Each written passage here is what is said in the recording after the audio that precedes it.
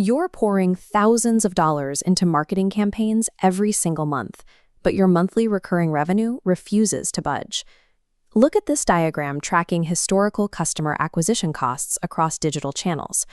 Over 5 years, that cost spiked roughly 60%. Today, the median SaaS company spends $2 on acquisition for every single dollar of new annual recurring revenue. Pushing cash into paid channels and expecting guaranteed growth is no longer a viable plan. It is a structural failure. Customer acquisition cost, or CAC, is total sales and marketing spend divided by new paying customers. A sustainable model requires a 3-to-1 ratio between customer lifetime value and CAC, demanding you recover those costs in 12 to 23 months. If your lifetime value to CAC ratio hovers at 1-to-1, you are breaking even on the customer before operational costs. Every new user you acquire actually accelerates your path toward operational bankruptcy. This diagram illustrates exactly what's squeezing your margins. There are 4 overlapping macroeconomic forces simultaneously driving acquisition costs into the stratosphere. First, ad platforms are saturated. Companies are bidding on identical keywords, pushing the cost per lead steadily higher year over year. Second, privacy regulations like GDPR and tracking transparencies destroyed behavioral targeting.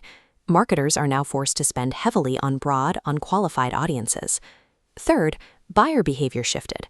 Modern business clients now research independently and complete the vast majority of their purchasing journey before they ever talk to sales. Finally, B2B sales cycles have stretched to a grueling average of 134 days. That longer cycle demands a massive increase in nurturing costs. Add those 4 factors together and a math becomes clear. Founders are paying significantly more money for far less precision over a longer period of time. The external digital environment is now actively hostile to brute force paid marketing strategies. Facing these rising external costs, many founders panic. They react by pouring even more budget into unoptimized, leaky internal funnels. They optimize their campaigns to generate raw signups, ignoring whether those users actually activate and use the product. An inactive signup is an expense, not a customer.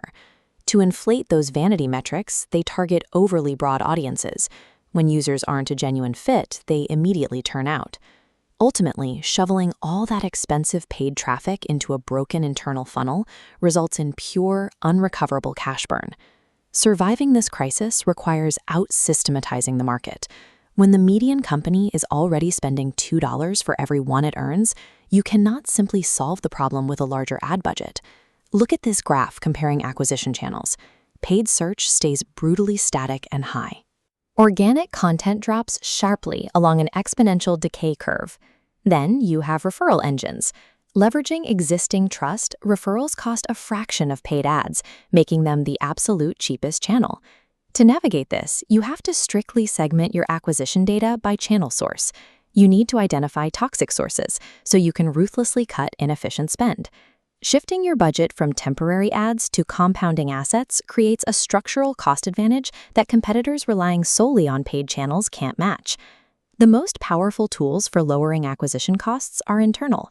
If you double your landing page conversion rate through simple A/B testing, you effectively cut your acquisition cost in half overnight. You also have to fix your user onboarding workflows.